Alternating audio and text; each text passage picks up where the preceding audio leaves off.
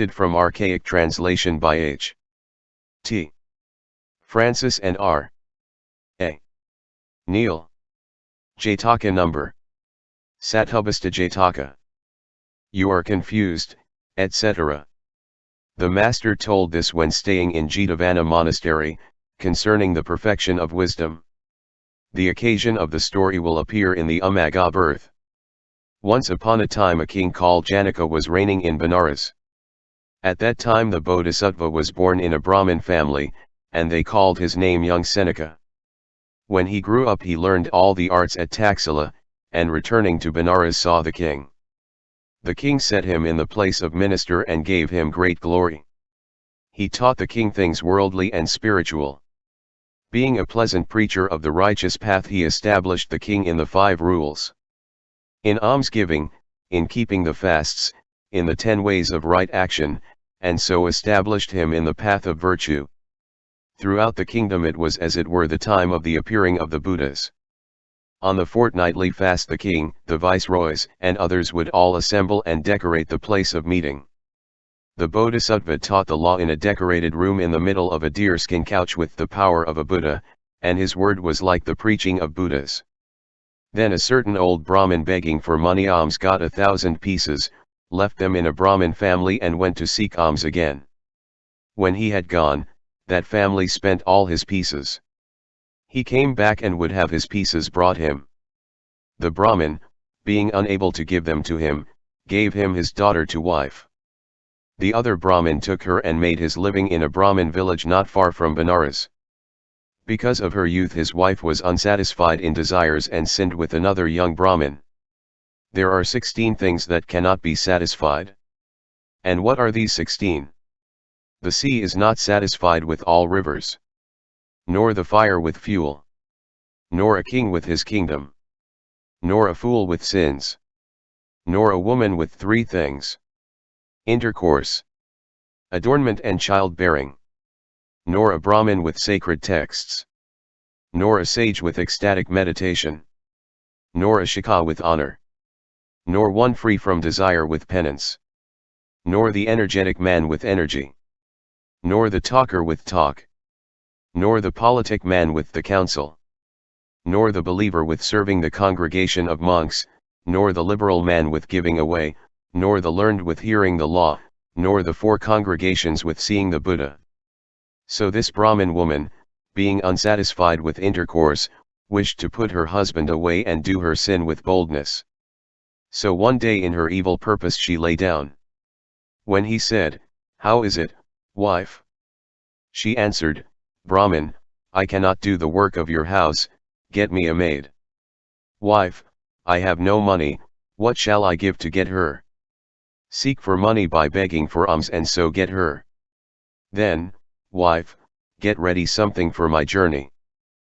She filled a skin bag with baked meal and unbaked meal, and gave them to him.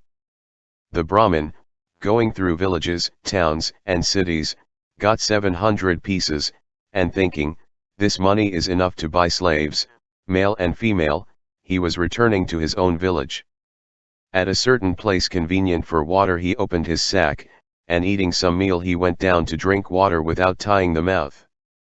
Then a black snake in a hollow tree, smelling the meal, entered the bag and lay down in a coil eating the meal. The Brahmin came, and without looking inside fastened the sack and putting it on his shoulder went his way. Then a spirit living in a tree, sitting in a hollow of the trunk, said to him on the way, "Brahmin, if you stop on the way you will die, if you go home today your wife will die," and vanished. He looked, but not seeing the spirit was afraid and troubled with the fear of death, and so came to the gate of Benares weeping and mourning. It was the fast on the 15th day. The day of the Bodhisattva's preaching, seated on the decorated seat of the law, and a lot with perfumes and flowers and the like in their hands came in troops to hear the preaching. The Brahmin said, "Where are you going?" And was told, "O Brahmin, today wise Seneca preaches the law with sweet voice and the power of a Buddha. Do you not know?" He thought, "They say he is a wise preacher, and I am troubled with the fear of death. Wise men are able to take away even great sorrow. It is right for me too to go there and hear the law." So he went with them. And when the assembly and the king among them had sat down round about the Bodhisattva, he stood at the outside, not far from the seat of the law, with his meal sack on his shoulder, afraid with the fear of death. The Bodhisattva preached as if he were bringing down the river of heaven or showering ambrosia. The lot became well pleased, and making applause listened to the preaching. Wise men have far sight. At that moment the Bodhisattva, opening his eyes gracious with the 5 graces, surveyed the assembly on every side and, seeing that Brahmin, thought, this great assembly has become well pleased and listens to the law, making applause, but that one Brahmin is ill-pleased and weeps. There must be some sorrow within him to cause his tears.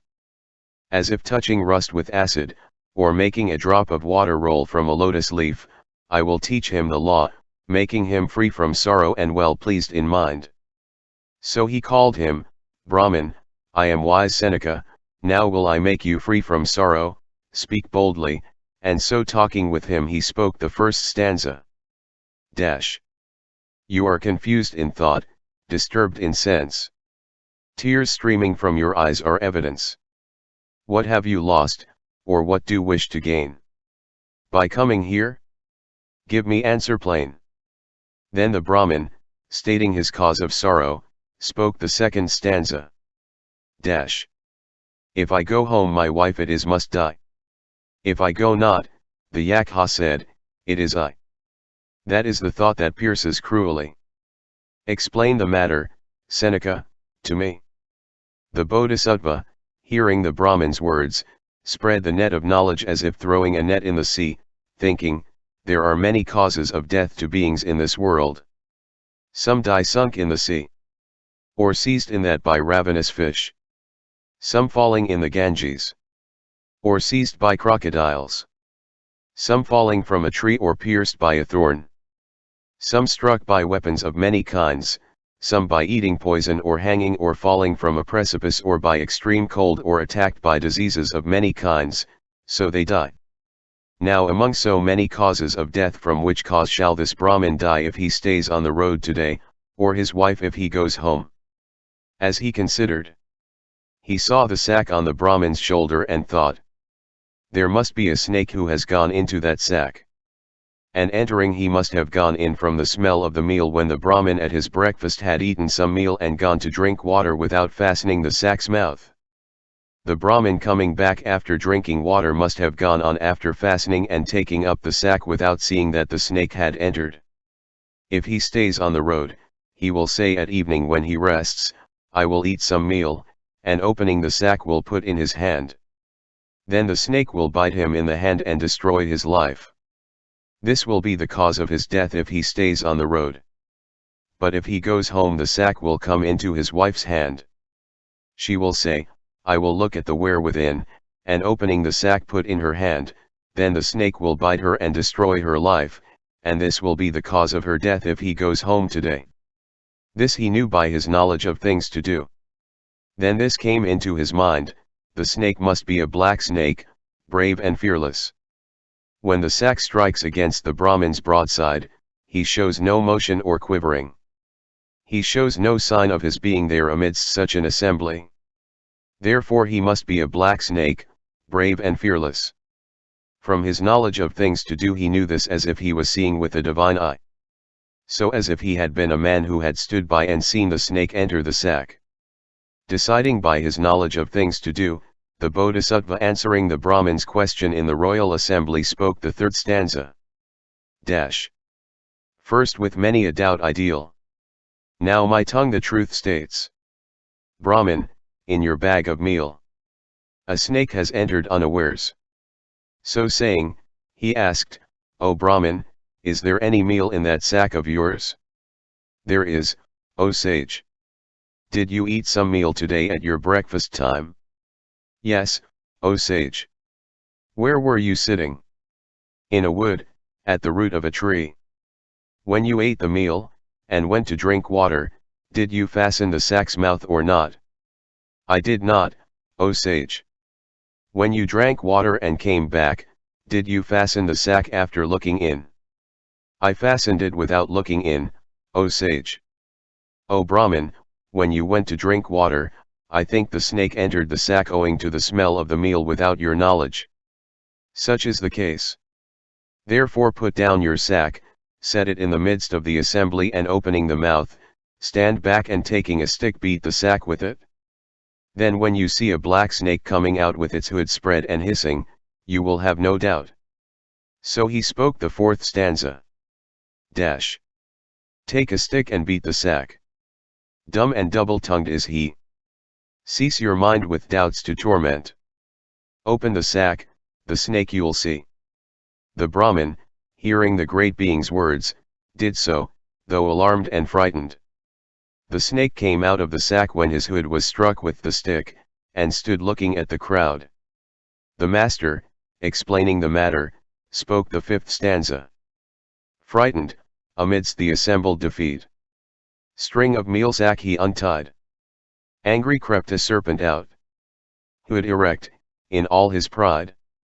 When the snake came out with hood erect, there was a forecast of the Bodhisattva as the infinitely knowledgeable Buddha. The lot began waving cloths and snapping fingers in thousands. The showers of the 7 precious stones were as showers from a thick cloud, cries of good were raised in hundreds of thousands, and the noise was like the splitting of the earth.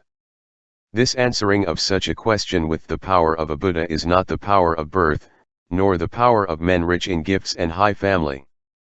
Of what is it the power then? Of knowledge. The man of knowledge makes spiritual insight to increase. Opens the door of the noble paths, enters the great and endless nirvana and masters the perfection of disciplehood, Buddhahood, and perfect Buddhahood. Knowledge is the best among the qualities that bring the great and endless nirvana, the rest are the attendants of knowledge. And so it is said. Dash. Wisdom is best, the good confess. Like the moon in starry skies. Virtue, fortune, righteousness are the maidservants of the wise. When the question had been so answered by the Bodhisattva, a certain snake charmer made a mouth band for the snake, caught him and let him loose in the forest. The Brahmin, coming up to the king, saluted him and made acts of homages, and praising him spoke half a stanza. Dash. Great, King Janaka, your gain. Seeing Seneca the wise. After praising the king, he took 700 pieces from the bag and praising the Bodhisattva, he spoke a stanza and a half wishing to give a gift in delight. Dash. Dread your wisdom. Veils are vain. Brahmin, to your piercing eyes. These 700 pieces, see. Take them all, I give them you. It is to you I owe my life. And the welfare of my wife. Hearing this, the Bodhisattva spoke the 8th stanza. Dash. For reciting poetry. Wise men can't accept a wage. Rather let us give to you. Before you take the homeward stage. So saying, the Bodhisattva made a full 1,000 pieces to be given to the Brahmin, and asked him, by whom were you sent to beg for money? By my wife, O sage. Is your wife old or young? Young, O sage. Then she is doing sin with another, and sent you away thinking to do so in security. If you take these pieces home, she will give to her lover the pieces won by your labor. Therefore you should not go home straight, but only after leaving the pieces outside the town at the root of a tree or somewhere. So he sent him away. He, coming near the village, left his pieces at the root of a tree, and came home in the evening. His wife at that moment was seated with her lover. The Brahmin stood at the door and said, Wife. She recognized his voice, and putting out the light opened the door. When the Brahmin came in, she took the other and put him at the door. Then coming back and not seeing anything in the sack she asked, Brahmin, what alms have you got on your journey? 1,000 pieces. Where is it? It is left at such and such a place. Never mind, we will get it tomorrow. She went and told her lover. He went and took it as if it were his own treasure. Next day the Brahmin went, and not seeing the pieces came to the Bodhisattva, who said, What is the matter, Brahmin? I don't see the pieces, O sage. Did you tell your wife? Yes, O sage. Knowing that the wife had told her lover, the Bodhisattva asked, Brahmin, is there a Brahmin who is a friend of your wife's? There is, O sage. Is there one who is a friend of yours? Yes, O sage. Then the great being caused 7 days' expenses to be given him and said, Go, do you too invite and entertain the first day 14 Brahmins, 7 for yourself and 7 for your wife. From next day onwards take 1 less each day, till on the 7th day you invite 1 Brahmin and your wife 1.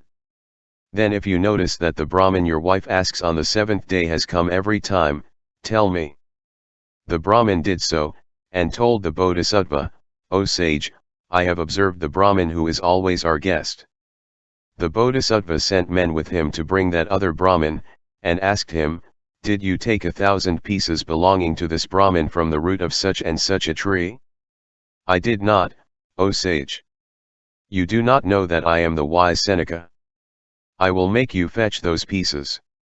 He was afraid and confessed, saying, I took them. What did you do? I put them in such and such a place, O sage. The Bodhisattva asked the first Brahmin, Brahmin, will you keep your wife or take another?